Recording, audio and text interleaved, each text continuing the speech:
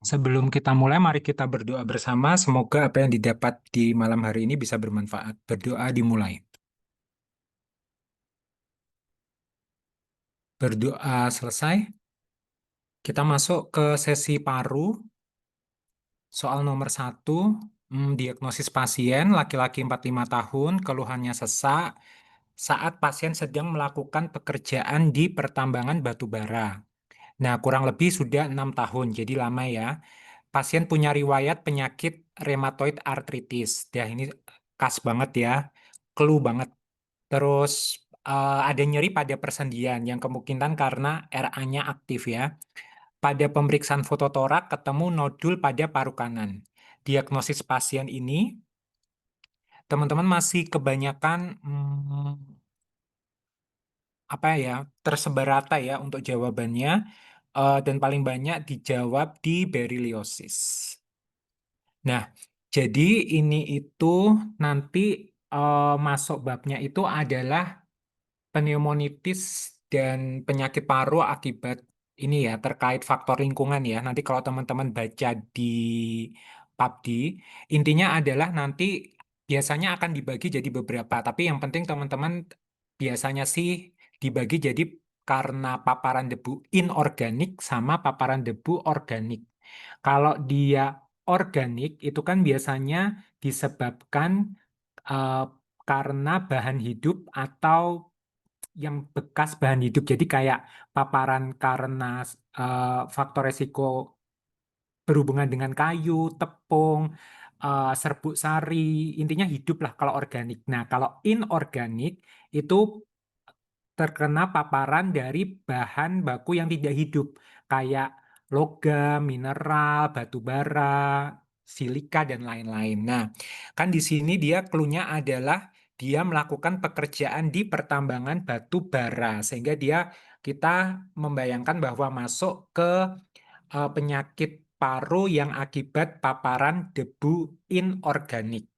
Nah, itu eh, disebut sebagai pneumokoniosis. Kalau pneumonia kan infeksi ya biasanya. Kalau pneumokoniosis itu biasanya akibat paparan inorganik biasanya.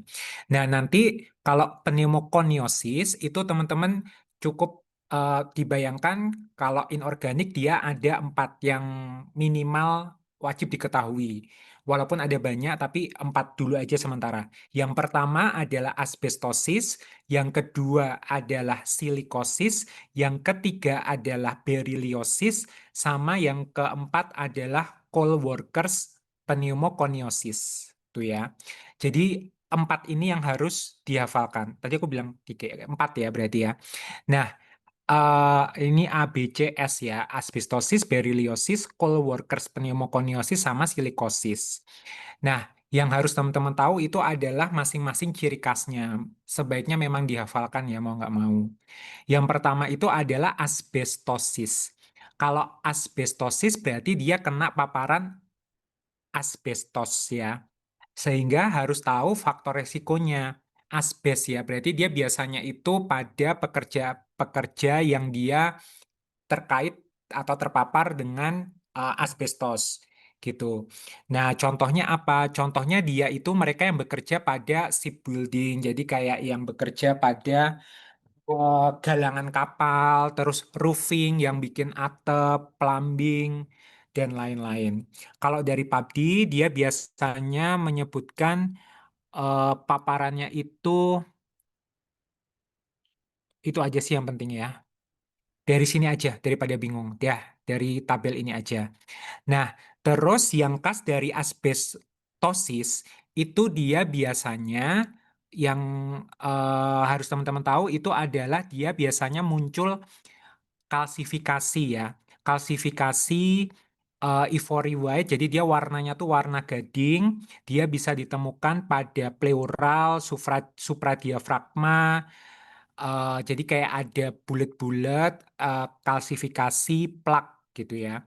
Nah, asbestosis sangat berhubungan dengan mesotelioma, walaupun sebenarnya dia juga berhubungan dengan karsinoma bronkogenik. lokasinya yang paling sering dia itu ada di lower lobes. Jadi bayangin aja kalau dia asbes itu kan dia biasanya lokasinya di atas ya karena kan asbes di atap. Nah, tapi dia paling sering mengenai lobus bawah. Nanti kalau kayak silika ataupun coal ya, coal itu batu bara, itu kan dia earth ya, maksudnya dia berhubungan dengan yang di bawah justru dia paling sering kenanya di lobus atas. Jadi gitu ngapalinnya. Asbestosis dia lebih sering kena ke lobus bawah. Kalau yang nanti silika sama coal worker pneumoconiosis nanti dia sering kenanya di lobus atas gitu ya, seperti pada tabel ini. Nah, kembali ke asbestosis, jadi dia memang biasanya kena pada lobus bagian bawah tuh. Terus nanti kalau teman-teman mau lihat gambarannya, kalau asbestosis nih ya bisa ketemu interstitial fibrosis, penebalan pleura, plak kalsifikasi yang bisa muncul pada diafragma ataupun pada pleura intinya. Gitu. Itu asbestosis. eh Nanti kalau teman-teman baca di buku PABDI, intinya dia untuk menegakkan diagnosis ada riwayat paparan debu. Jadi memang kata kuncinya tuh adalah faktor resiko. Terus ada gambaran tadi ya, plak kalsifikasi. Terus dia lokasinya paling bawah di lobus bagian bawah. Terus dia juga bisa berupa garis-garis opasitas juga ya. Terus dia juga bisa menimbulkan gambaran spirometrinya nanti gangguan tipe restriktif gitu. Ya, itu aja kalau asbestosis. Yang kedua adalah beriliosis. Kalau beriliosis, dia itu eh, faktor resikonya berhubungan dengan paparan berilium. Jadi misalnya dia kerja di aerospace, aku juga nggak ngerti ya. Jadi dia kerja di eh, berilium pada apa luar angkasa, orang-orang yang di sana, terus apa pokoknya industri-industri yang terkait dengan berilium. Nanti di sini dia ada bisa dibaca nih. Jadi misalnya pekerjaannya adalah campuran berilium dengan logam. Jadi kayak pekerja aluminium, nikel, tembaga, industri lampu, industri nuklir, senjata militer, luar angkasa dan lain-lain. Nah, kalau beriliosis itu dia juga sering mengenai lobus bagian atas gitu. Jadi sebenarnya sih kebanyakan kalau yang pneumokoniosis itu mengenai lobus bagian atas kecuali dia si asbestosis gitu ya. Itu beriliosis.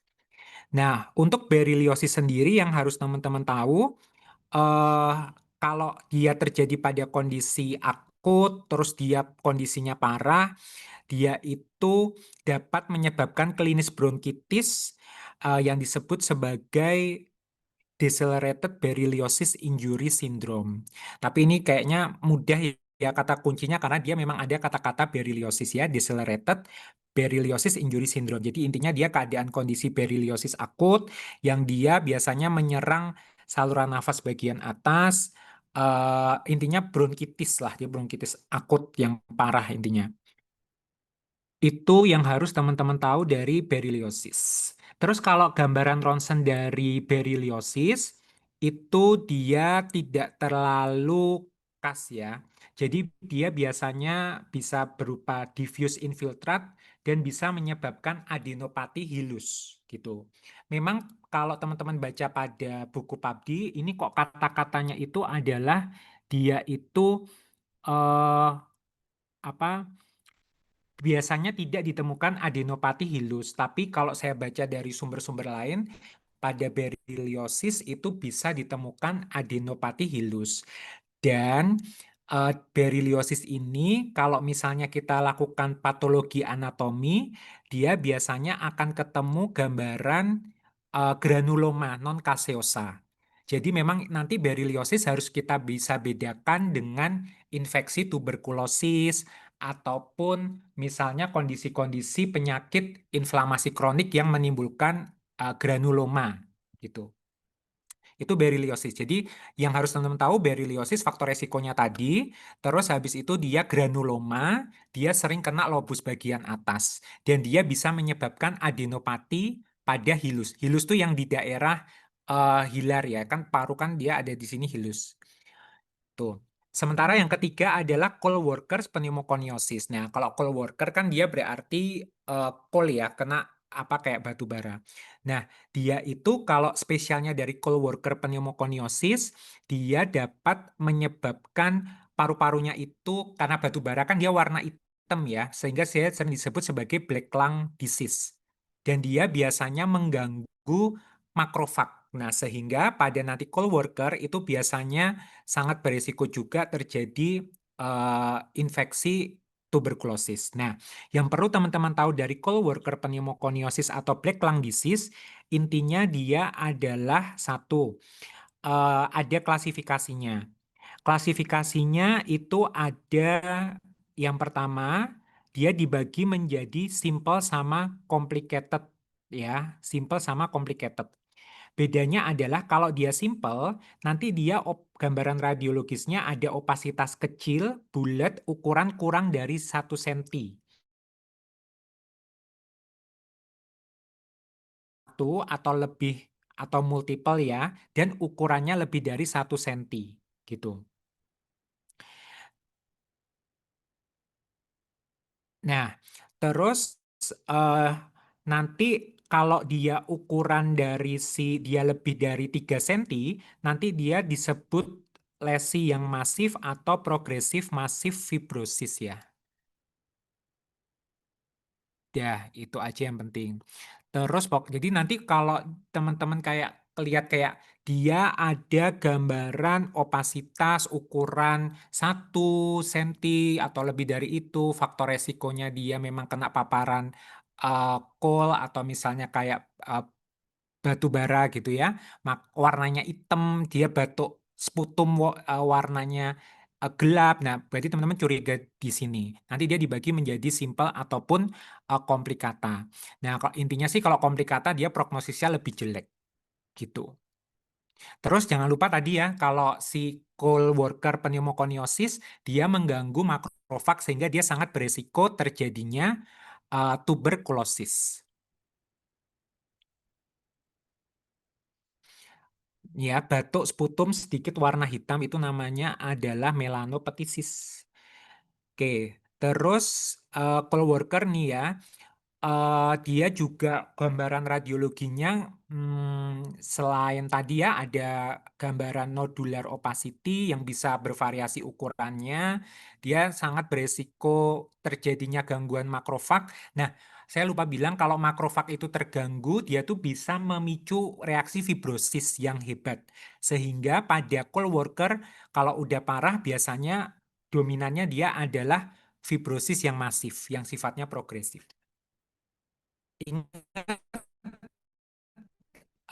Kalau cold dia lebih sering ketemu di bagian lobus atas. Oke, terus yang keempat adalah silikosis. Nah, kalau silikosis ini yang harus teman-teman tahu, silikosis ini memang dia tuh juga termasuk penyakit yang parah ya. Dia disebabkan akibat paparan debu silika. Nah, biasanya faktor resikonya adalah pekerja yang pada pemotongan batu, pabrik keramik, ya, pabrik keramik, tambang batu kapuri, dan lain-lain. Nah, kalau silika ini nanti klasifikasinya ada yang pertama itu dia dibagi jadi 3. Ada kronis, ada silikosis yang cepat, dan yang akut. Kalau kronis, dia paparan debunya lebih dari 15 tahun sebelum muncul gejala atau perubahan ronsen. Kalau cepat antara 5 sampai 15, kalau akut kurang dari 5 tahun. Nah, kalau pada silikosis dia itu nanti akan ketemu nodul ya, terdiri dari jaringan hialin tersusun konsentris dikelilingi kapsul seluler. Yang khas di sini yang perlu teman-teman tahu dari silikosis adalah ini. Nodul-nodul tadi bisa bersatu membentuk yang namanya masif konglomerat lesion dan dia jarang membentuk kavitas gitu. Jadi kalau silikosis, silika itu kan kalau aku dulu ngapalinnya adalah silika tuh kayak keren ya, dia kayak berhubungan dengan orang kaya sehingga dia biasanya gambarannya itu ada yang disebut sebagai konglomerat gitu. Nah, kalau nodul-nodulnya bergabung menjadi satu masif konglomerat. Nah, silikosis ini juga sangat berhubungan dengan infeksi TB seperti pada asbestosis gitu. Dia juga karena mengganggu makrofag. Nah, terus silikosis ini dia lokasinya juga pada lobus paru bagian atas. Selain itu, dia akan ketemu gambaran yang seperti pada gambar yang di kanan ini. Kalsifikasi Excel kayak apa? Cangkang telur ya. Pada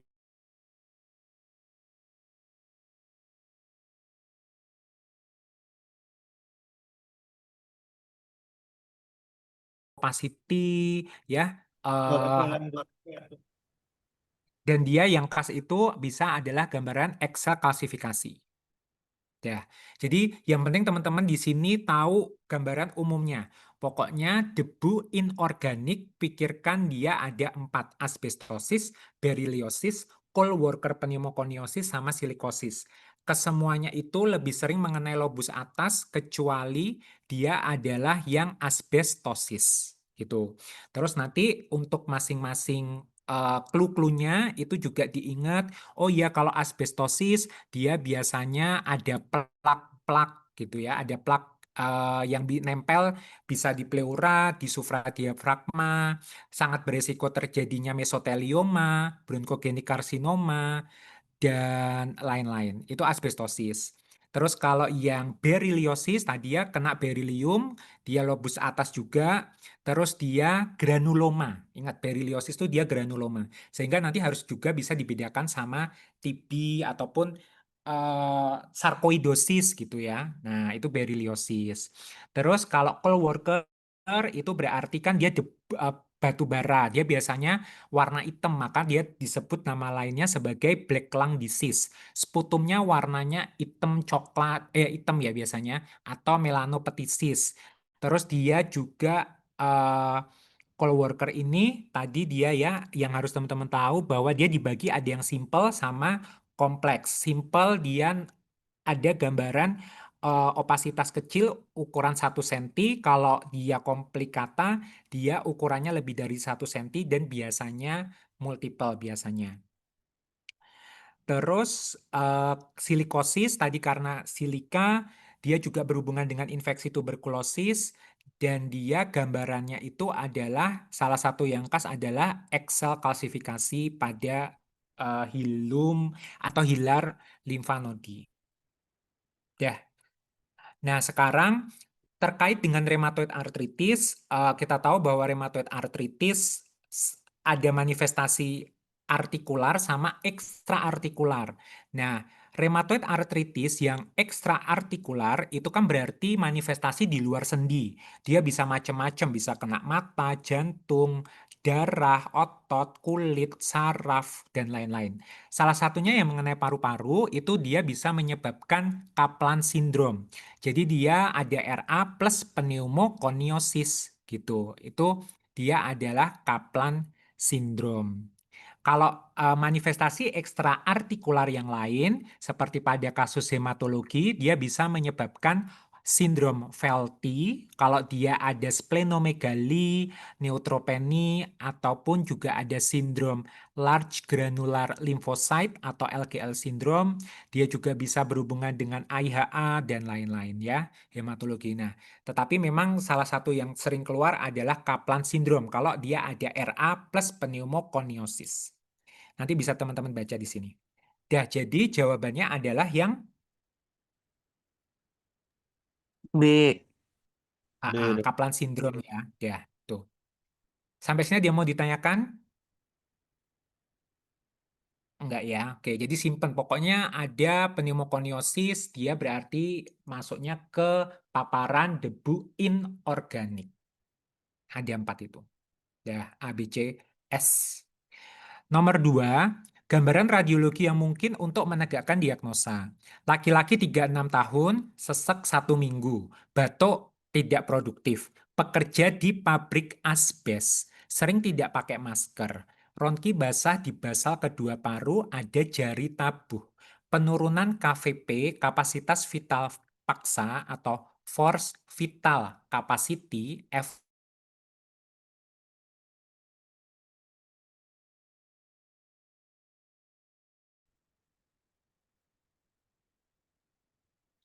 Kasus apa? Asbestosis. Dia masuk kasus asbestosis yang merupakan dari bagian pneumokoniosis. Berarti kalau asbestosis tadi sudah saya sebutkan, kira-kira yang mana? Yang A, B, C, D, atau E? Jelas A. A. Aduh. Ya, sip. eh Garis opasitas di lapangan bawah kedua paru atau kerusakan pada pleura. Terus opasitas satu atau multiple ukuran lebih dari 1 cm, opasitas kecil bulat ukuran kurang dari 1 cm. Ini mau ngomongin ke arah, All workers. oh, Koal. ya, oke. Terus yang konglomerat, masif, Silikosis. Psikosis. silika. Oke. Bercak infiltrat disertai nodu besar, ini juga nggak kasih ya, tidak tampak adenopati hilus. Ini sebenarnya ngeplek banget sama kata-katanya di buku PABDI ya. Tuh, tapi eh benar ya, jadi jawabannya adalah dia A. Teman-teman kebanyakan, oh iya, oke. Kan lokasinya dia di bawah ya, kalau asbestosis. Nah, oh iya, ini menunjukkan penurunan kapasitas vital paksa sebesar 60% prediksi ini menunjukkan dia gambaran paru yang obstruktif atau restriktif. Restriktif. Mm-mm. Jadi nanti eh, gampangannya sementara ini pokoknya eh, spirometri kan sebenarnya memang dia ada detailnya ya. Tapi sementara ini kalau teman-teman kayak terlalu apa, pokoknya yang sederhananya intinya kan dia ada gambaran spirometri kan ada restriktif sama obstruktif. Sebenarnya ada dua yang kita nilai. Yang penting FEV1 per FVC sama sama FVC ya.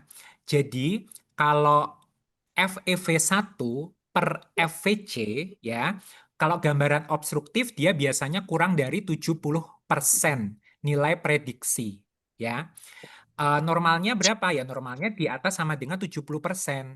Tuh, sementara kalau yang kedua, kalau dia restriksi, itu FEV1 per FVC biasanya dia normal ya, atau di atas sama dengan 70% nilai prediksi, tetapi dia force vital capacity-nya itu rendah, atau kurang dari 80%, karena FVC normal dia 80% prediksi ke atas. Ya, itu aja. Jadi, eh, teman-teman bisa pokoknya bayangin yang paling sederhananya, kalau obstruktif, maka FEV1 per FEC kurang dari 70%. Kalau restriktif, FEV1 per FEC-nya normal, tapi FEC-nya dia rendah. Gitu. Nah, kalau dia FEV1 per FEC-nya dia rendah, terus dia force vital capacity-nya dia juga rendah, ya berarti dia campuran. Gitu. Ya, itu aja. Secara umum ya, secara sederhana superficial. Nanti bisa dibaca. Betul ya, yang asbestosis. Nanti ini ya gambarannya tadi ya, dia ada plak bisa ke sub apa diafragma bagian atas, terus dia juga bisa nempel ke pleura, penebalan pleura. Tuh. Nanti bisa teman-teman baca di sini. Oke. Kalau yang tadi bercak infiltrat yang bawah ini adalah beriliosis. Oke.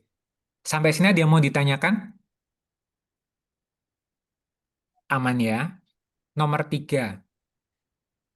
Pemberian OAT kategori 1. Intinya dia laki-laki, batuk dahak, demam, nafsu makan turun, berat badan turun, keringat malam hari, punya DM, terus ada riwayat ginjal 1 tahun yang lalu. Suhunya subfebris, pucat, nyari di nyaring kayaknya ya di paru kanan. Dia intinya berarti ada konsolidasi kemungkinan. Leukosit 12.000 dan lain-lain. EGFR 47.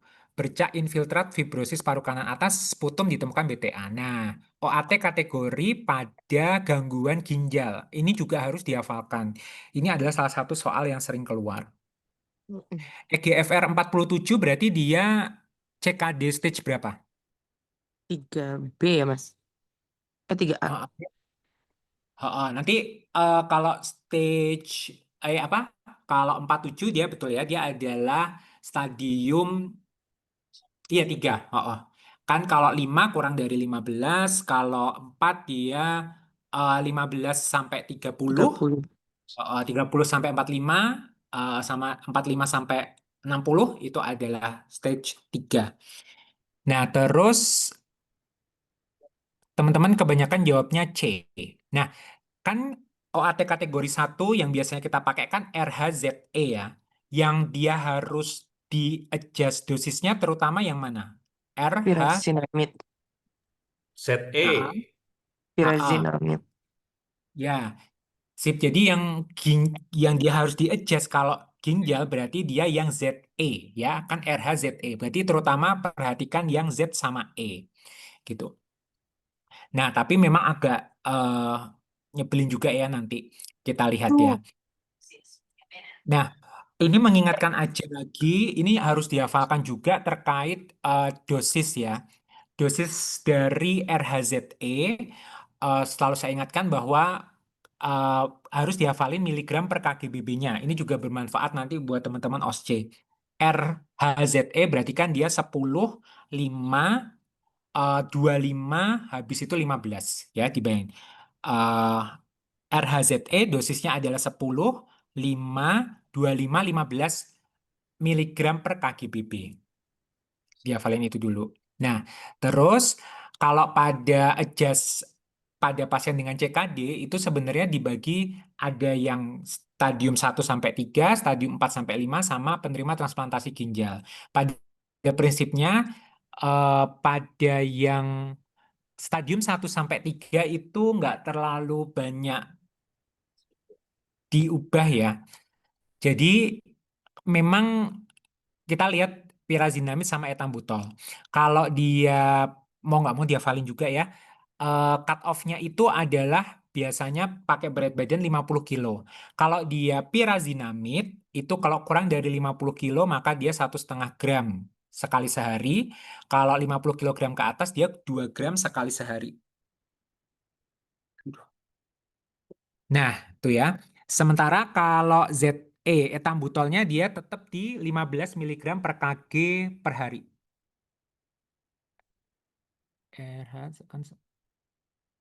Sebentar, sebentar. Ya, oke. Oke, nah itu ya. Terus sementara kalau si stadium 4 sama 5, maka pyrazinamidnya tidak diberikan setiap hari, tetapi dia 3 kali per minggu dengan dosis 25 sampai 35 miligram per kilogram. Tuh. Tapi dia cuma 3 kali per minggu.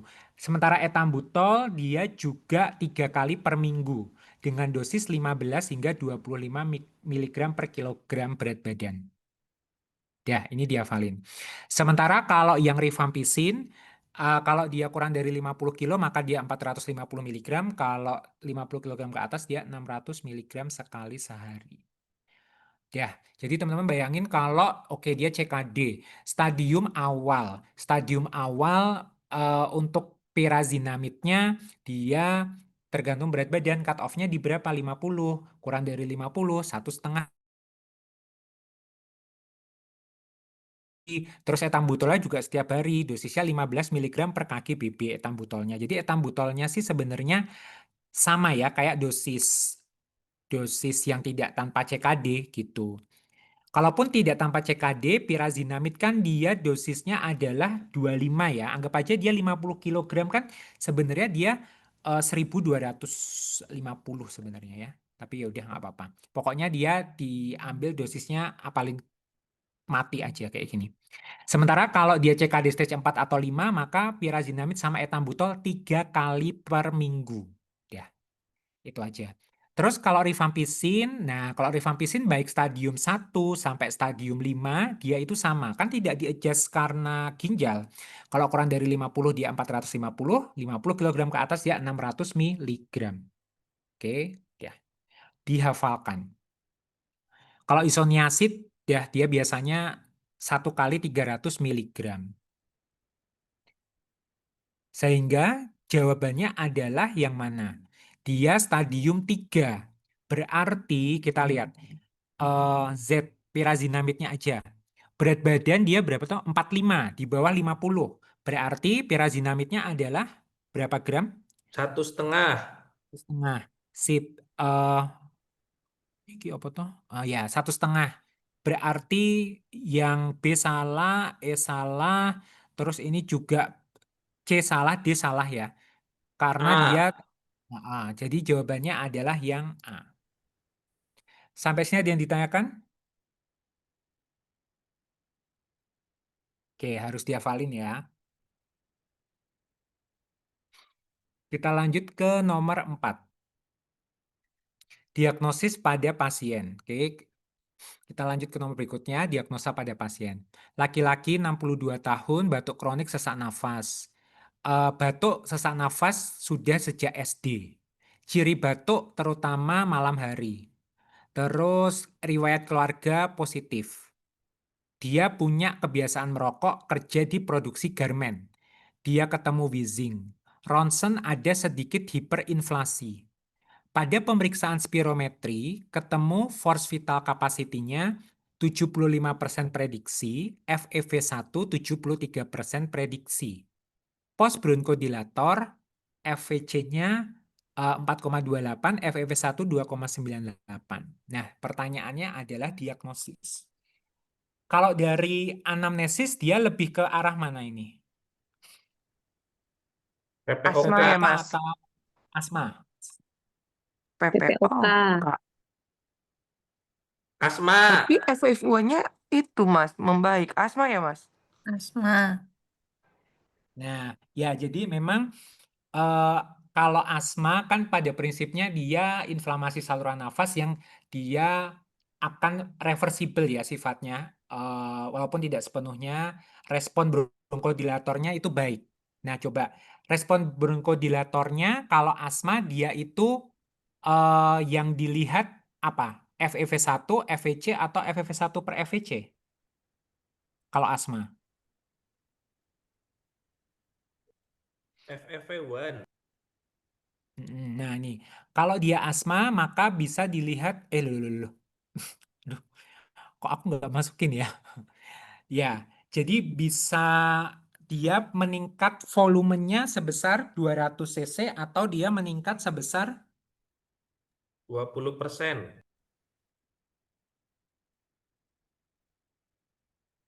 20% ya? 20 apa 12 ya? 12. 12. 12%. 12, Mas. Oh, Julpi ini terlalu semangat. Tapi bener sih aku juga sempat baca tuh pokoknya kalau di atas 20% itu sangat asma banget gitu. Tapi sebenarnya cukup 12% sudah dibilang reversibilitasnya apa tes bronkodilatornya dia oke membaik lah intinya. Nah, ini kita lihat sebelumnya berapa nih? 2. Sebentar mana sih ini tuh? Bentar, sebentar, sebentar. Tuh mau ngomong apa tuh? Bentar, bentar.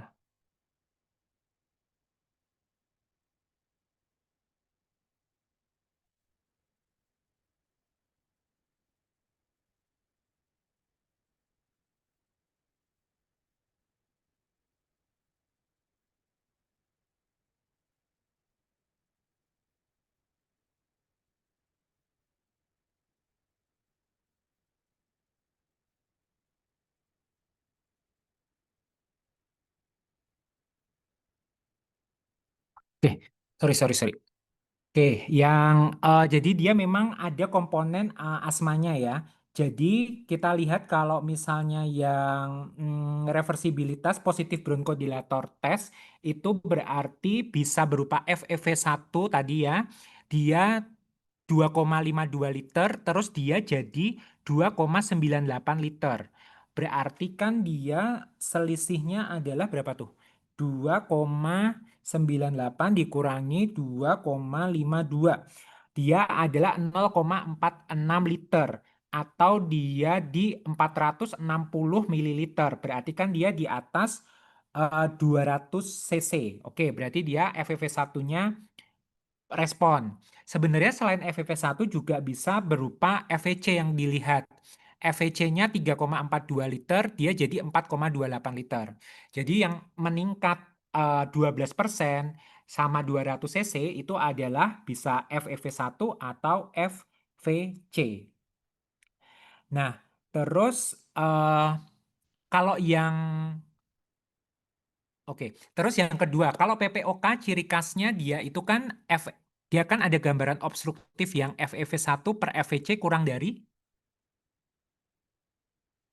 kalau PPOK 0,7. 70%. ya 70%. Pertanyaannya itu FEV1 per FVC-nya pada saat pre-bronkodilator atau pada saat post-bronkodilator? Pre. Nah, jadi sebenarnya Dan kalau pos. PPOK diagnosisnya itu memang FEV1 per FVC secara ini dia itu diperiksa post bronkodilator gitu. Jadi pada kasus ini post bronkodilator test dia adalah FEV1-nya dia 2,98 dibagi FVC adalah 4,28, dia itu di 0,69. Jadi dia itu di bawah 70%. Sehingga ini tuh jawabannya adalah B, asma PPOK overlap gitu.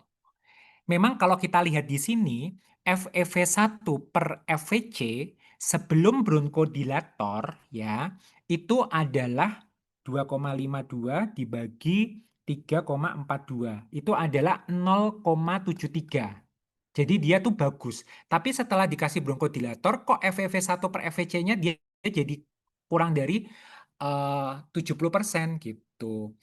Nah, itu memang sebenarnya kalau saya baca itu jarang. Tapi pada prinsipnya adalah jangan lupa kalau PPOK diagnosisnya yang FEV1 per FVC kurang dari 70% itu adalah post bronkodilator gitu. Nah, mana ya? Sebentar, tadi itu. Nah, nih. In line with ini dari Gold yang terbaru, yang terakhir 2025. In line with other national lalalala ini, Gold recommended using post bronkodilator value when considering a diagnosis of PPOK gitu. Tetapi memang kalau teman-teman nanti baca lihat algoritma dari si Sopo, algoritmanya si Gold, memang pertama kali memang kita lihat FEV1 per FVC itu pre-bronkodilator. Tapi kalau memang dia sudah di atas sama dengan 0,7, dia bukan PPOK.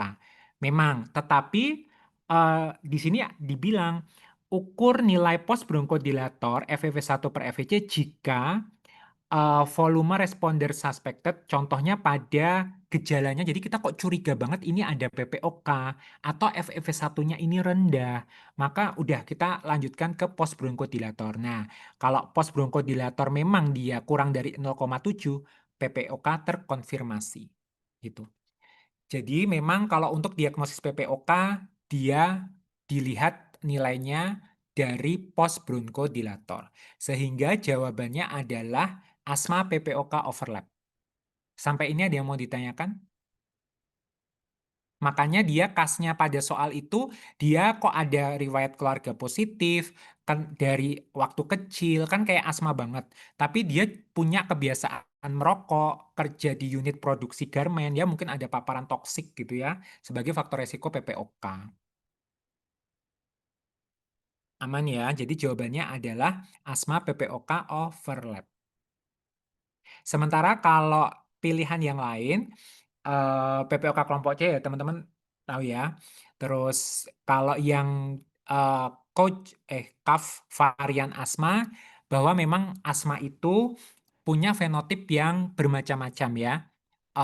Karena dia underlying disease prosesnya itu juga bermacam-macam. Ini hanya sekedar review aja bahwa asma itu banyak sekali fenotipnya. Ada yang fenotip alergi. Kalau alergi ini yang biasanya sering punya riwayat sejak usia kecil ya. Dan dia punya riwayat keluarga positif, allergic disease seperti eksem, allergic rhinitis, alergi obat ataupun makanan. Sementara ada juga fenotip yang non-alergi asma, kalau dia tidak berhubungan dengan alergi. Dia sputumnya bisa berupa nanti banyak neutrofil, eosinofil, atau sedikit sel-sel inflamasi. Terus kalau misalnya ada juga yang cough varian asma dan cough predominan asma. Intinya ini asma yang dia itu keluhan klinisnya hanya berupa batuk ya. Dan bukti dari gangguan airflow limitasinya itu bahkan bisa tidak ada. Tetapi kecuali ketika bronchial provocation testing. Jadi ketahuannya itu ketika dia dites provokasi bronkial gitu. Nah, itu dan dia klinisnya tuh batuk. Jadi kita ada ketemu pasien yang batuk-batuk terus, pikirkan kalau nggak membaik itu dia adalah asma varian yang batuk gitu. Dan dia biasanya efektif menggunakan ICS containing treatment. Terus ada juga late onset asma. Late onset asma itu kebanyakan muncul pada dewasa, terutama pada perempuan, ya. Dia datang dengan asma pertama kali pada usia dewasa. Dia cenderung non-alergik dan sering membutuhkan ICS dosis tinggi. Ya, dan dia ya itu. Terus ada juga asma dengan persistent airflow limitation ataupun asma dengan obesity. Nah, itu aja yang perlu teman-teman tahu. Terus kalau pilihan yang lain ada difficult asma. Nah, difficult asma itu maksudnya asma yang sulit untuk disembuhkan ya. Asma yang sulit untuk disembuhkan ini beda sama asma yang memang pasiennya itu susah ya ngeyel. Jadi yang namanya difficult to treat asma adalah asma yang tidak terkontrol despite sudah mendapatkan ICS yang dosis medium atau dosis yang tinggi. Dan tentu saja itu sudah disingkirkan faktor-faktor seperti diagnosis yang salah, incorrect teknik inhaler, poor adherence, comorbid, dan lain-lain, dia udah disingkirkan. Maaf. Dia itu malah faktor yang berkontribusi memang bisa seperti tadi ya, diagnosisnya salah, incorrect inhaler teknik, poor adherence, dan lain-lain. Itu adalah difficult to treat asma. Ya, itu ya.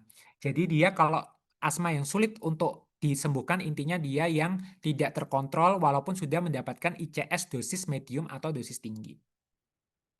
Ya, itu adalah difficult asma. Oke, nomor 4 jawabannya adalah asma PPOK overlap. Sampai ini ada yang mau ditanyakan dulu? Izin bertanya, dokter. Iya, silakan. Mas Ado, kalau pas ujian beneran tuh kita boleh maksudnya ada pulpen sama kertas buat ngitung atau itu kayak beneran harus menghayal gitu ya? Kayak harus mencongak gitu berapa per berapa FEV1 per FEC kayak gitu. Kalau seingatku tuh bisa dapat kertas. Boleh kok kertas sama bolpen, tapi yang jelas ditinggal keluarnya. Dapat kok, Oh, dapat. oke oke oke. Dapat, dapat. Satu lembar kertas sama bolpen. Oke. Terus ada pertanyaan lagi? Oke. Kita lanjut ya. Kita lanjut ke paket yang kedua, nomor 1. Kelainan tersebut dikenal sebagai pasien perempuan 18 tahun usia muda, sesak nafas, terus-menerus. Terus dia ada batuk kehijauan, sering keluar ingus kental dari hidung. Hidung sering tersumbat, nafas berbau. Jadi dia sering rinitis, terus dia nafas berbau ini berarti dia sering infeksi ya. Sudah berulang kali masuk rawat inap karena infeksi paru. Takipnu, dia febris, auskultasi paru, suara hantaran di, di kedua lapangan paru. Maksudnya apa sih? Ya intinya dia kemungkinan ke arah Kartagen. konsolidasi dan lain-lainnya. Nah, ini kelainan ini dikenal sebagai, kalau Kartagen. ini jatuhnya oke, apalan ya. Ada Kartagener, Windermere, Cons, Sjogren, sama Goodpasture. Teman-teman kebanyakan jawabnya adalah Kartagener ya. Ya betul ya, jadi jawabannya adalah Kartagener. Ini adalah sindroma-sindroma. Nah, ini sebenarnya pendekatannya itu mau ke arah bronkiektasis. Tapi sebenarnya dari ronsen ini kan udah khas ya, yaitu adalah kalau dia Kartagener, Dextrocardia. jadi dia adalah eh, situs invertus. Dia ada dextrokardia nih, dia kebalik jantungnya, sama apalagi yang kebalik di sini? Lambung. Aortanya Ya. itu kan. Ya jadi dia semuanya kebalik ya, nih aortic knob, terus ini lambungnya ya, jadi ada udaranya di sini kan harusnya dia lokasinya di sebelah kiri sini, tapi dia di sebelah kanan. Oke, ini adalah sindrom Kartagener.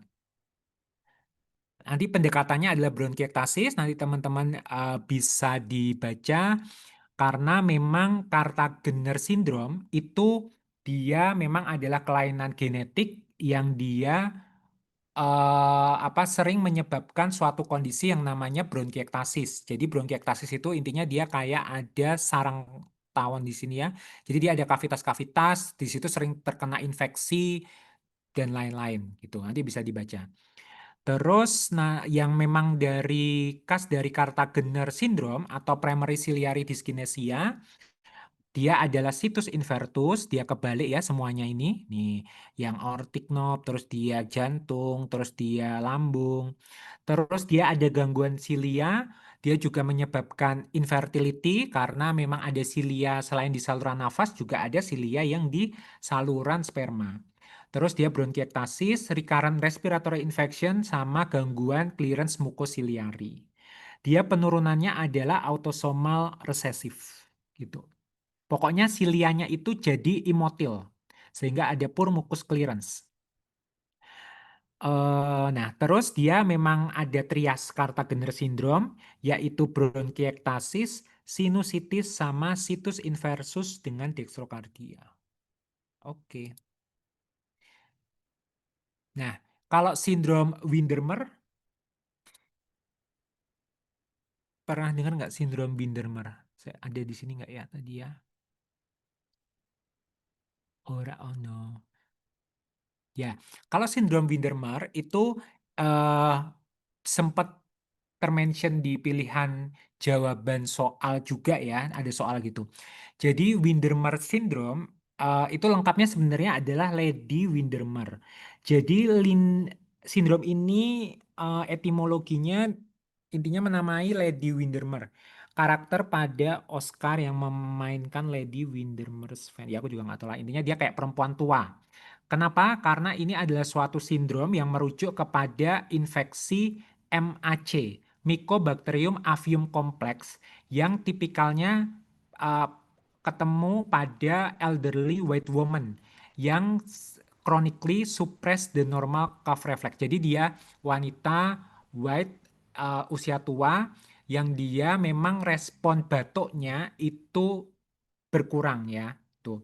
Sehingga dia memiliki predisposisi terjadinya infeksi Mycobacterium avium complex. Nah, yang khas dari Lady Windermer syndrome ini biasanya dia adalah gambaran adanya bronkiektasis pada paru lobus kanan bagian tengah gitu. Ini memang merupakan predileksi pada older woman who deliberately suppress the cough reflex. Dapat menyebabkan right middle lobe syndrome. Jadi dia chronic right middle lobe collapse tanpa obstructing lesion. Biasanya dia tidak menular, tidak seperti infeksi tuberkulosis paru. Nih, itu ya, dia biasanya di lobus bagian kanan, terus dia di tengah. Ya, itu khas untuk Lady Windermer syndrome. Sementara kalau Con syndrome apa? Apa itu Con syndrome? Kita kayaknya bahas di periode sesi sebelumnya. Penyakitnya di mana kalau Con syndrome? Renal. Di? Renal. Ya, jadi dia di adrenal ya. Tuh, jadi intinya dia apa adenoma yang menghasilkan aldosteron. Jadi dia itulah Con syndrome dan dia biasanya akan meningkatkan aldosteronnya intinya tinggi. Jadi dia tumor ya. Dia biasanya adenoma. Aldosteronnya dia tinggi atau dia merupakan bagian dari primary hyperaldosteronism ya. Jadi dia biasanya tensinya tidak terkontrol. Dah itu aja. Sjogren udahlah. Kalau Goodpasture syndrome ini juga Hemoptysis dan anu sindrom nefritik. nefrotik apa nefritik? Iya. Nefrotik. Jadi jadi Goodpasture itu intinya dia sindrom Goodpasture dia memang mengenai paru sama ginjal. Jadi Goodpasture syndrome ini intinya dia merupakan salah satu bagian dari hipersensitivitas ya, terutama tipe 2. Tipe 2 kan dia berhubungan atau dimediasi dengan antibodi ya. Yang dia itu antibodinya namanya adalah anti GBM ya, anti glomerular basement membrane. Jadi dia mengenai membran basalis di glomerulus menyebabkan glomerulonefritis. Di glomerulonefritis biasanya dia menyebabkan klinis hematuria, ya bisa mikroskopik ataupun gross hematuria. Sementara itu dia ternyata anti GBM antibody juga dia bisa menyebabkan peradangan atau kerusakan pada membran basalis di alveolus sehingga menyebabkan perdarahan di alveolus sehingga menyebabkan batuk darah atau hemoptysis. Ya, itu adalah Goodpasture syndrome ya atau pulmonary renal syndrome, Goodpasture. Oke, kita masuk ke nomor 2. Tata laksana penyakit di atas yang paling tepat. Laki-laki 65 tahun sesak nafas, masuk rumah sakit. Dia sesaknya memberat, tidak membaik perubahan posisi. Batuk, dahak, warna putih. Dia memang punya riwayat PPOK. Nah, pada pemeriksaan torak ketemu infiltrat di parakardial kiri, berarti dia ada pneumonia. Dia ada gambaran asidosis pH 7,26, HCO3-nya dia 18, PO2 75,9, PCO2 di 60. Berarti dia asidosis PCO2-nya tinggi ya.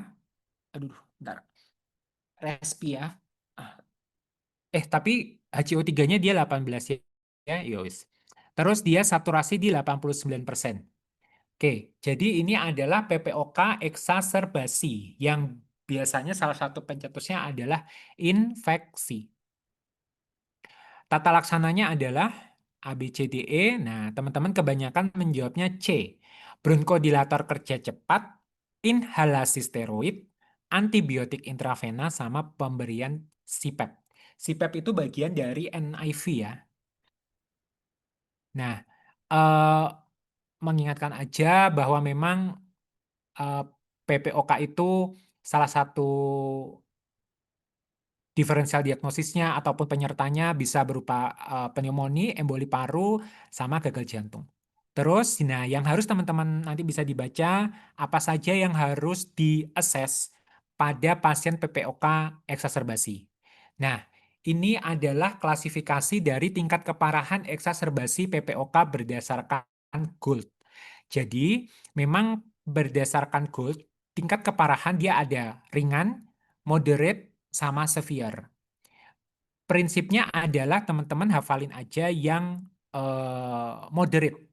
Ya, kalau moderate itu intinya dia adalah ada 5 poin ya yang kita lihat dan dikatakan moderate kalau dia memenuhi 3 dari 5 ini. Yang pertama, seseknya dia memang ada kriteria fast untuk sesek, dia skornya di atas sama dengan 5, respirasinya di atas sama dengan 24, heart rate-nya di atas sama dengan 95, saturasi di bawah 92% ya.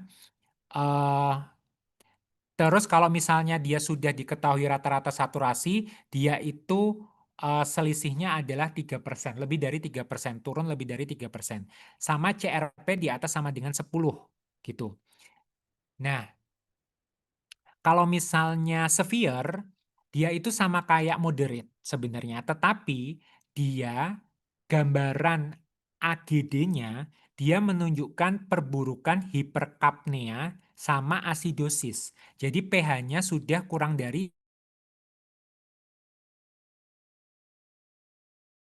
45 gitu. Nah, sementara kalau yang moderate dia tidak atau belum ketemu asidosis. Sehingga kalau soal tadi berarti PPOK eksaserbasi yang mana? Severe. Biar ya, karena dia sudah ada asidosis. Apalagi dia PCO2-nya sudah 60 ya, di atas 45. Dia sudah masuk severe. Oke. Ya, nanti bisa teman-teman baca. Nah, sekarang bagaimana penata laksanaannya? Dulu. Saya.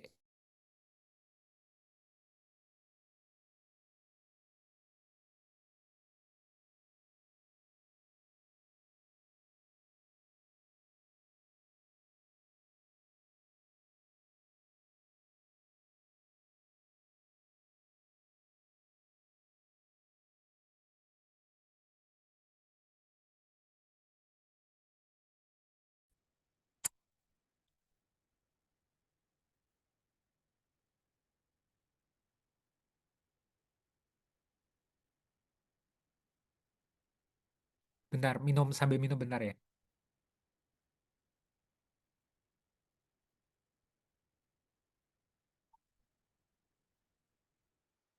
Oke.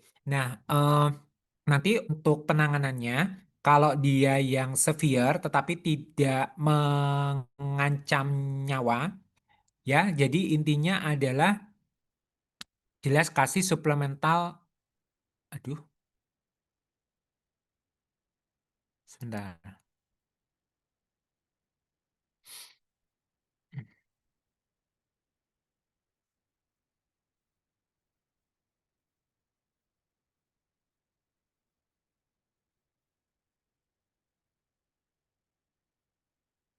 Benar-benar ini error laptop.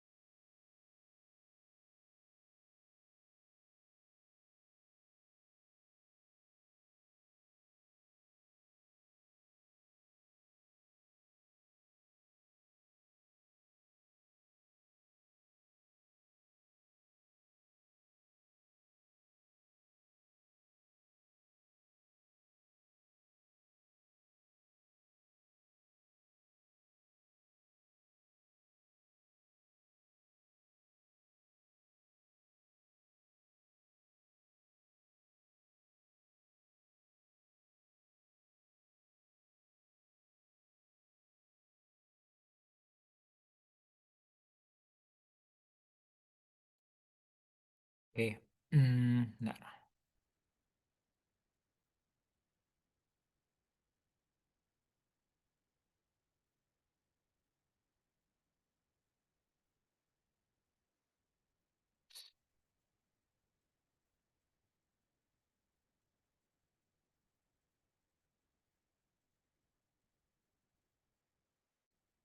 Nah, terus untuk lanjut ya.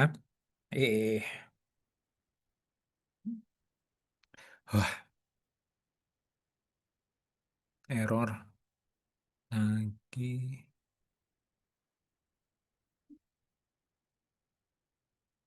Nah, ini nanti bisa dibaca. Ini adalah indikasi untuk hospitalisasi ya. Nah, terus untuk tata laksananya, pada prinsipnya satu, diberikan suplemental oksigen terapi. Yang kedua, kasih bronkodilator. Nah, untuk bronkodilatornya intinya dia short acting bronkodilator. Dapat dikombinasikan ya seperti short acting beta 2 agonis sama antikolinergik gitu ya. Misalnya SABA sama Combifen gitu. Terus kan Combifen tuh ini ya sama ipratropium bromide. Terus consider use of LABA ketika pasien sudah stabil. Terus yang ketiga adalah pertimbangkan kortikosteroid oral. Pada prinsipnya ini kortikosteroid sistemik ya. Yang keempat adalah pertimbangkan antibiotik ya oral atau sistemik ya ketika memang ada tanda dari infeksi bakteri. Terus lima adalah pertimbangkan non-invasive mechanical ventilation (NIV) dulu kalau memang ada indikasi. Nah, ini uh, key point untuk tata laksana eksaserbasi tadi ya. Untuk bronkodilator pilihannya adalah short acting beta 2 agonis dengan atau tanpa short acting antikolinergik. Direkomendasikan inisial bronkodilator. Yang kedua tadi kortikosteroid sistemik ya, oksigenasi, terus antibiotik kalau ada indikasi, terus NIV jika ada indikasi. Metilsantin tidak direkomendasikan lagi. Nah, sekarang indikasi kalau dia dirawat di ruang intensif, nanti bisa teman-teman baca di sini. Nah, sekarang kalau indikasi dari NIV, non-invasive mechanical ventilation, itu contohnya dia adalah respiratory acidosis. PCO2 di atas 45 mmHg dan pH kurang dari sama dengan 7,35. Jadi pada pasien yang disoal memang dia ada indikasi untuk NIV. Terus yang kedua, sesak yang sangat dengan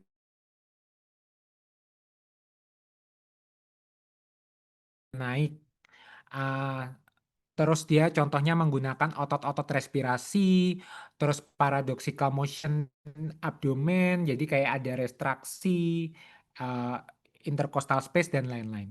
Atau persistent hypoxemia despite supplemental oxygen therapy. Itu adalah tiga dari indikasi penggunaan NIV.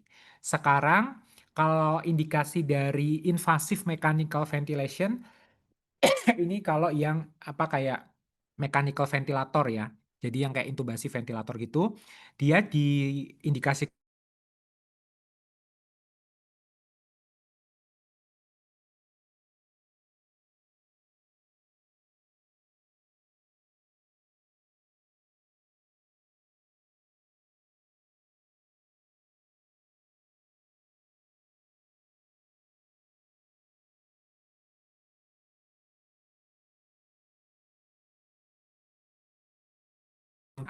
bisa aspirasi. Atau dia misalnya instabilitas hemodinamik yang parah tidak respon dengan cairan ataupun obat vasoaktif. Atau dia ada gangguan di jantung, aritmia, atau hipoksemia yang life threatening yang pada pasien yang tidak bisa mentoleransi NIV baru dilakukan mechanical ventilator ya, ventilasi mekanik. Nah, ini kan berarti dia udah pilihan terakhir. Sehingga pada pasien ini nomor 2, yang A benar nggak? Tidak. Tidak, karena Harusnya pakai Muscarinic. steroid apa pakai bronkodil kerja cepat kan, Mas? Dia nggak ada. Iya, iya, iya betul, tidak ada. Terus sama ada lagi yang salah yaitu dia pakai Ventilator mekanik. ya pakai ventilator mekanik. Jadi yang A salah. Kalau yang B salah Salah. karena dia Pertimbangan ventilator ventilator mekanik mekanik. juga. Oh, salah yang B. Yang C, Betul. Betul. oh, betul apa salah? Betul. Ya, bronkodilator kerja cepat, steroid inhalasi, antibiotik intravena, sama CPAP. Yang D, bronkodilator kerja cepat, steroid intravena, antibiotik intravena, pertimbangkan tracheostomi. Tracheostominya ini yang enggak ya. E, steroid intravena, pemberian antibiotik intravena segera, sama pemberian CPAP. Nggak ada Ya, bronkodilatornya. oh, ya. Eh, eh, kok jawabannya B? Sebentar.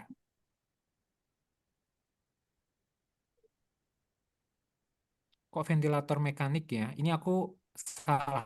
Bener kok. Jawabannya bukan B kok. Hmm.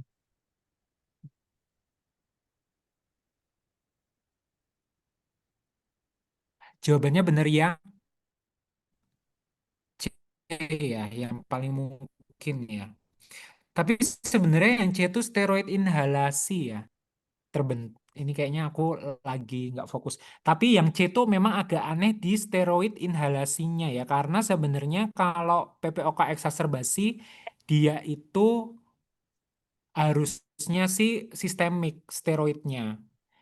Gitu. Makanya kalau teman-teman baca yang terapi pada PPOK, dia itu eh, jarang banget atau dia menjadi indikasi terakhir yang ICS kan kalau dia ketemu eosinofil tinggi dan lain-lain Jarang. gitu ya. Tapi yang C itu kurang tepatnya dia steroid inhalasinya ya. Harusnya dia sistemik. Terus ini aku salah nih maksudnya. Ini aku salah nih.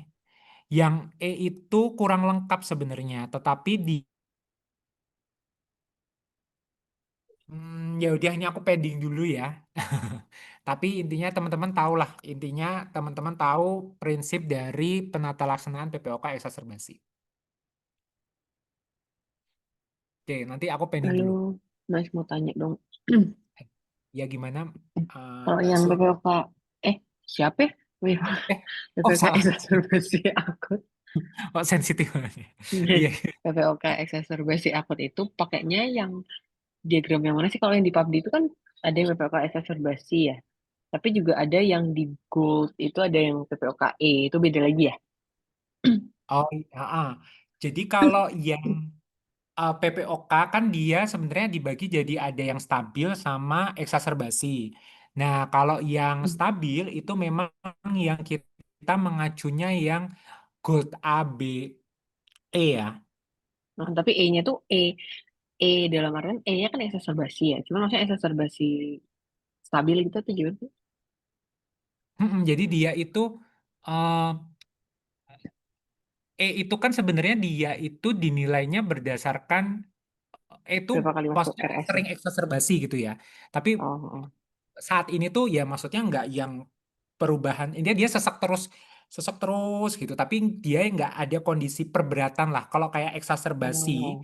kita ngomongin Mm-mm. PPOK eksaserbasi berarti dia ada perberatan sesek saat itu jadi biasanya walaupun kan PPOK tuh bisa aja ya sehari-harinya dia saturasinya tuh 89 seterusnya gitu di rumah dia pakai oksigen terus tapi ya dia cenderung sama terus nah itu masuknya tetap PPOK stabil tetapi nanti kalau Mm-mm. dia tiba-tiba ada perberatan sesak yang terjadi secara akut, saturasinya turun lebih dari 3% dari saturasi biasa, terus dia tambah sesek dan lain-lain, nah itu baru namanya eksaserbasi. Sebenarnya nanti konteksnya kalau di soal, dia pasti ada perberatan lah intinya, eksaserbasi. Dan biasanya akan dicetuskan sama sesuatu seperti infeksi.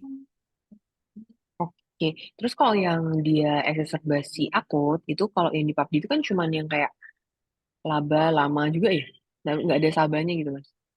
Tapi yang ini yang di gold ya pakai, gimana sih? Iya, ini yang di gold. Aku agak lupa yang di PUBG itu. Wow, memang Mbak Sera kebanggaan umat manusia ya. Ya, jadi kalau Gue pengen tahu, soalnya kan bingung kan di soal ini masuk accessory basi yang mana, terus masuk di PUBG itu di bagian yang mana. Soalnya terakhir tuh kayaknya di PUBG cuman kayak laba lama, terus habis itu ICS ya. Yang oh eosinofil itu loh. Itu masuk situ oh nggak ya, sih? itu ini apa? Itu masuk ke PPOK stabil. Tapi Oh, itu masuk tidak. PPKE ya? Oh, oh, oh. Itu Oh, tapi tidak alah. terkontrol. Jadi kan nanti tipikalnya adalah yang kita yang ABE itu ketika pasien pertama kali. Jadi pasien pertama kali terdiagnosis kita tentukan dulu. Nah, setelah kita tentukan oh ini PPOK Gold A, Gold B atau Gold E, kan kita udah kasih terapi tuh. Nah, setelah itu kita kan follow up. Nah, kalau setelah follow up eh, ini dalam konteks stabil, teman-teman nanti akan melihat algoritma nggak tak tampilin di sini ya. Algoritma yang pasien ini lebih cenderung seseknya atau lebih cenderung ke kambuhnya. Tuh, jadi kalau yang misalnya kan ada yang, aduh aku cuma ingat gambarnya yang kiri sama yang kanan.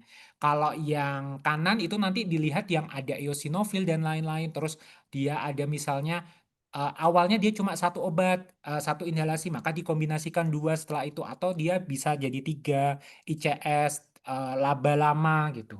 Itu konteksnya masih stabil. Tapi kalau yang eksaserbasi dia pakai yang ini. Sebenarnya kalau eksaserbasi sih tidak ada apa kayak ini khusus ya, tetapi ya pada prinsipnya manut yang ini aja, yang Oh, yang dari ini.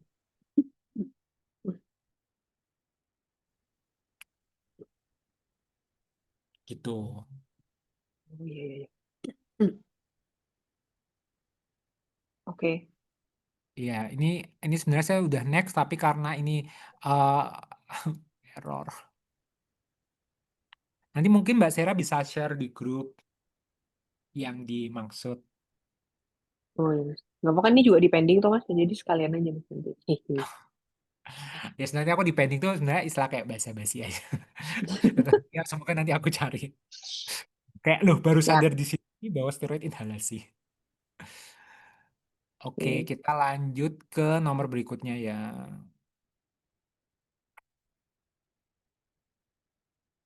Nah, sip. Nomor 3, terapi yang dapat diberikan pada kondisi pasien. Laki-laki 44 tahun, sesak nafas, batuk kering 3 minggu, disertai sakit kepala, demam. Takikardi, takipnu 38,7 suhunya. Ketemu ronki kedua basal paru. Lab didapatkan leukosit meningkat, LED, CRP meningkat, berarti ada inflamasi. Didapatkan peningkatan IgA, IgM, dan IgG. Fototoraks ketemu radiodensitas nodular tidak berbatas tegas dengan ground glass.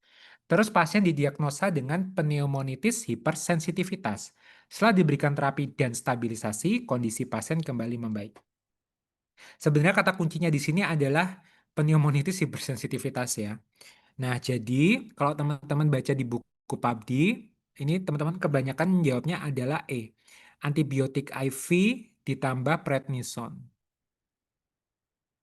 Nah, untuk pneumonitis hipersensitif itu benar-benar. Saya.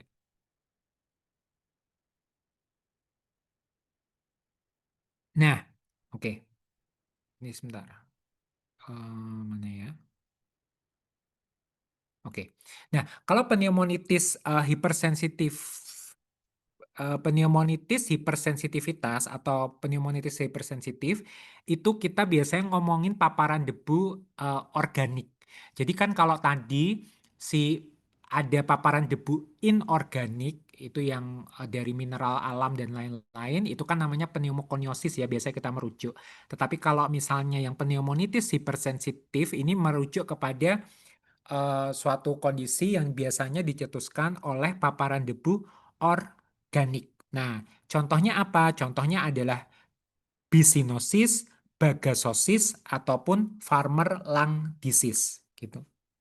Nah, kalau pneumonitis hipersensitif, ini memang nama lainnya adalah alveolitis allergic extrinsic. Gitu.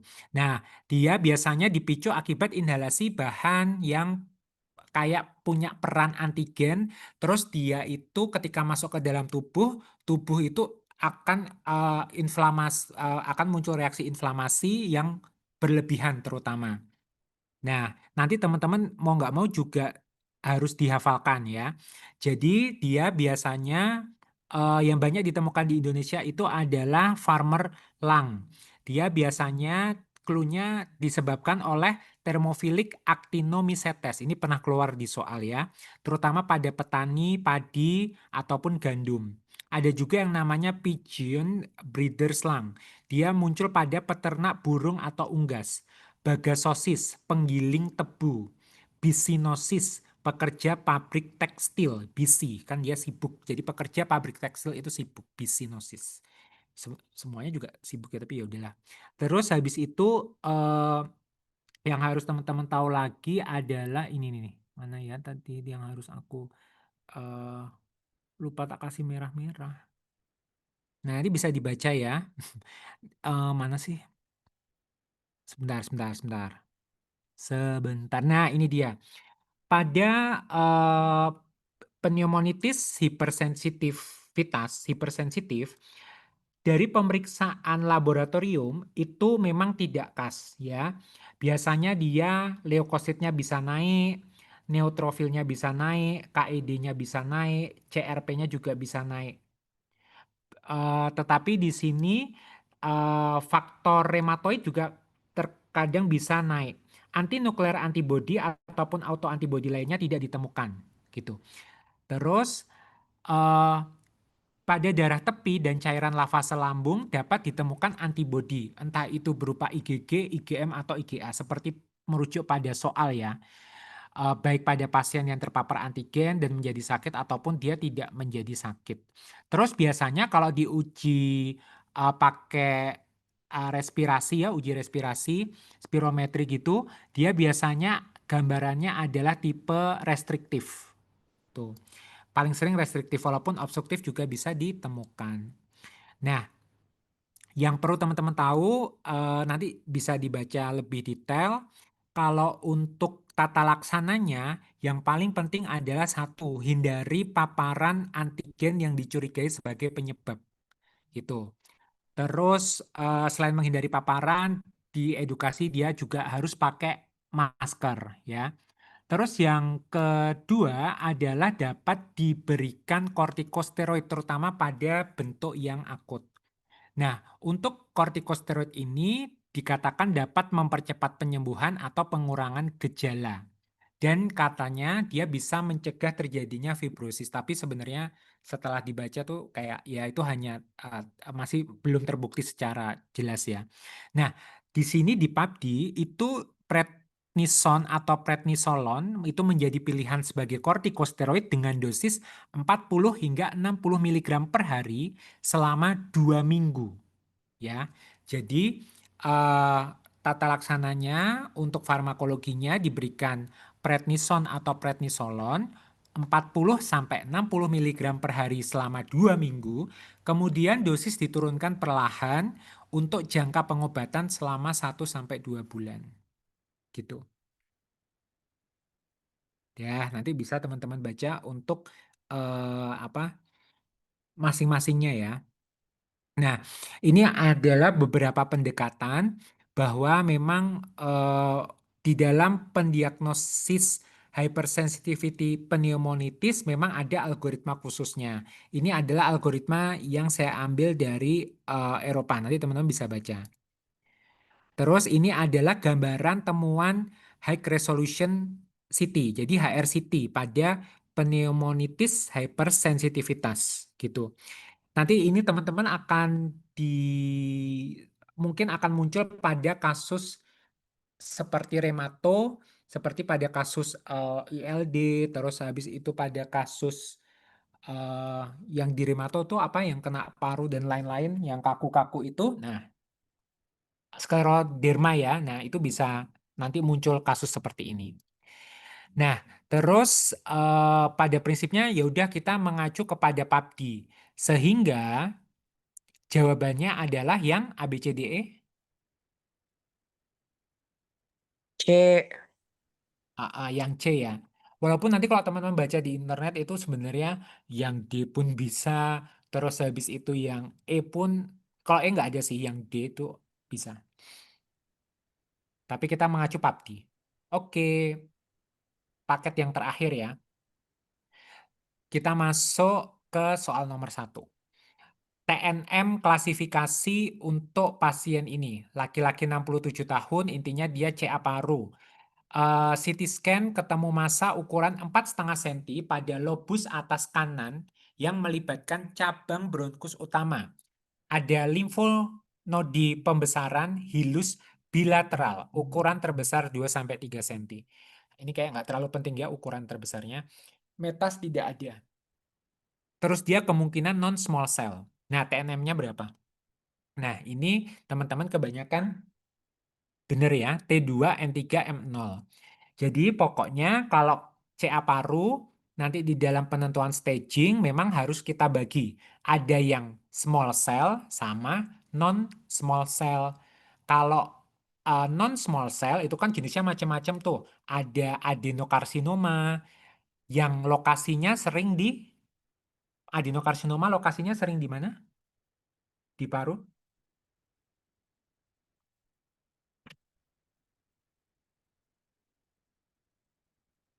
Adeno-CA sering di mana?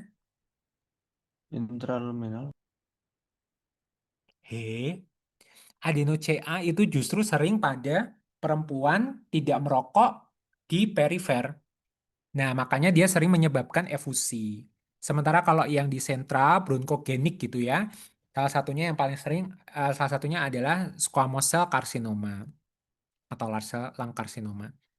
Oke, nah terus yang ketika kenapa harus dibedakan small cell sama non small cell itu untuk terapinya sama untuk stagingnya. Kalau small cell itu cuma gampang banget stagingnya limited atau stagingnya ekstensif gitu, karena dia itu memang kecil, jadi dia tuh sering ketemu metastasis itu ya. Nah, sekarang kalau yang non-small cell itu harus dihafalin untuk menentukan TNM-nya. Nah, clue-nya adalah kalau tumor paru non-small cell, hafalin angka 3 sama 5. Tuh ya. Intinya adalah 3, 5, 7. 3, 5, sama 7. Kalau dia 3 ke bawah itu T1, kalau dia 5 ke bawah tapi dia di atas 3, maka dia T2. Terus dia 7 ke bawah tapi di atas 5 itu T3, di atas 7 maka dia T4 gitu ya. 3, 5, 7 dihafalin pakai tangan. Nah, terus berikutnya yang N. Nah, kalau N itu ada N1, N2, N3. Kalau dia N1 misalnya di sini ya, teman-teman bisa lihat ini yang merah itu adalah tumornya. Kalau dia N1 biasanya dia itu hanya menyebar ke limfa nodi hilus yang ipsilateral sama tumornya ya, atau dia peribronkial atau dia intraparu, intrapulmonari. Nah, kalau N2 dia sudah melibatkan mediastinum ipsilateral ataupun subkarina. Kalau N3 berarti dia udah nyebrang, dia sudah ketemu pada mediastinum ataupun hilus di kontralateral tumornya, itu N3. Atau sudah ketemu di supraklavikula. Nah, walaupun dia satu sisi tapi supraklavikula dia masuk ke N3. Nah, kalau metastasis M itu sebenarnya ada M1A atau B atau C. Kalau M1A tumornya itu eh, meluas ke kontralateral paru atau nodul pleura atau menyebabkan efusi pleural maligna. Kalau 1B dia sudah keluar ekstratorakal, kalau 1C dia ekstratorakal multiple ya. Nah, pada pasien ini dia ukurannya 4,5 cm, terus ada pembesaran limfonodi hilus bilateral, berarti dia sudah sampai nyebrang ya. Itu berarti kan N3, terus kalau ukurannya 4,5 berarti kan dia 3, 5, 7, berarti dia posisinya ada di T2. T2, N3, M0. Nah, sip. Teman-teman kebanyakan jawabannya udah benar. Itu dihafalin ya. Nomor 2, mikroorganisme penyebab tersering pada kasus. Laki-laki 70 tahun tinggal di panti jompo, batuk sejak 4 hari yang lalu disertai sesak nafas. Didapatkan bronkofesikular pada paru kanan bawah, disertai ronki basah yang nyaring. Ini berarti ada konsolidasi, intinya pneumonia. Foto toraks ketemu bercak infiltrat paru kanan bawah. Nah, mikroorganisme penyebab infeksi tersering ini tuh agak hafalan dan jawabannya tuh bergantung kepada sumber. Nah, ini aja sangat bervariasi ya jawabannya.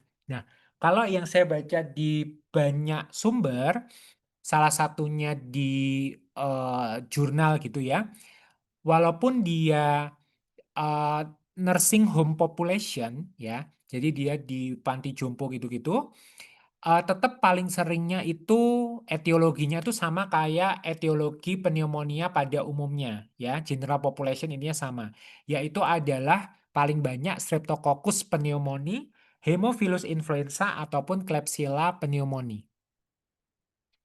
Ada beberapa juga yang lebih bisa muncul juga seperti Pseudomonas aeruginosa kalau misalnya dia ada riwayat hospitalisasi sebelumnya atau misalnya dia ada kelainan struktur pada saluran nafas dan lain-lain. Selain itu juga bisa ditemukan juga Staphylococcus aureus terutama yang MRSA. Ya. Nah, tapi kalau teman-teman baca di buku PABDI, kalau di buku PABDI yang tahun 2014, dia itu sempat ada kata-kata gini. Pada rumah jompo lebih sering dijumpai Staphylococcus aureus. Tapi kita tahu buku PABDI yang tahun sebelumnya itu tahun 2014 ya. Dia bilangnya MRSA, ya, bakteri gram negatif, MTB, dan virus tertentu. Kalau yang PABDI tahun 2024, dia tidak menyebutkan spesifik jenis kuman atau mikroorganisme pada panti jompo, ya. Nah, jadi kalau saya baca-baca, tetap intinya lebih banyak ketemu sejalan dengan si Streptococcus pneumoniae, gitu. Walaupun ada yang bilang dia Pseudomonas aeruginosa itu juga ada, tetapi kalau Pseudomonas itu selain dia di panti jompo ataupun dia orang tua, dia itu biasanya ada faktor resiko riwayat hospitalisasi atau misalnya mendapat antibiotik IV atau gangguan struktural. Baru mungkin dia Pseudomonas. Ya, sampai sini ada yang mau ditanyakan dulu? Ini hafalan sih jatuhnya. Aman ya? Oke. Soal terakhir. Apakah pilihan pengobatan pasien ini? Laki-laki 37 tahun batuk darah. Intinya dia itu punya riwayat TB 5 tahun lalu.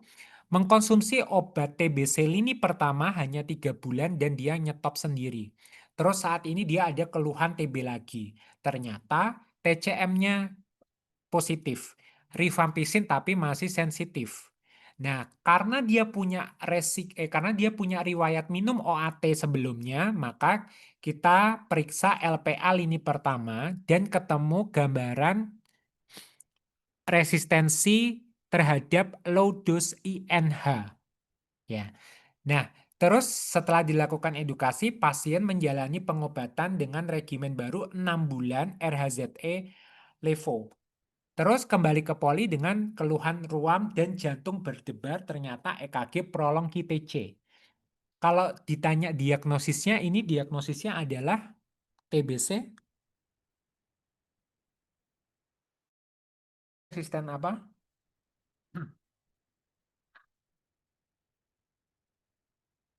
Jenis resistensi? Monoresisten INH. Oh, dia monoresistensi IN. Monoresisten. Nah, maka dia pilihannya adalah regimennya 6 bulan ya. Kita tambah quinolone, tapi di sini muncul efek samping prolong QTC. Teman-teman kebanyakan jawabnya adalah 6 RHZE. Nah ya berarti intinya levelnya nggak usah dikasih ya. Nah ini berarti sama aja dia. Ini ya, sama kayak OAT regimen 1. Nah, jadi eh, intinya pada monoresisten INH ya, itu dia kita kasih levofloxacin. Nah, mana sih? Nanti bisa dibaca ya. Nanti dia ada KDT juga kombinasi dosis tetap tunggal ya, 6 bulan RHZE sama levofloxacin. Tetapi memang quinolone itu bisa menyebabkan efek samping seperti tendinitis yang berat, prolonged TC, insomnia berat atau mual muntah berat. Jika pengobatan TBC monoresisten INH tidak bisa pakai levo karena efek samping misalnya, maka kita kasih pemberian INH dosis tinggi ya, tuh. Terus catatan juga, ini catatan ini tambahan aja ya. Kan memang pengobatannya 6 bulan. Tapi kita bisa memperpanjang menjadi 9 sampai 12 bulan ya, yang RHZE levofloxacin pada TBC paru lesi luas, TBC miliar, TBC paru konversi lambat. Jadi dia konversi jadi negatif bakterinya itu lebih dari 2 bulan untuk konversi BTA ataupun kultur, atau dia TBC ekstra paru yang berat. Maka terapi TBC monoresisten INH itu jadi 9 hingga 12 bulan. Ini tambahan aja.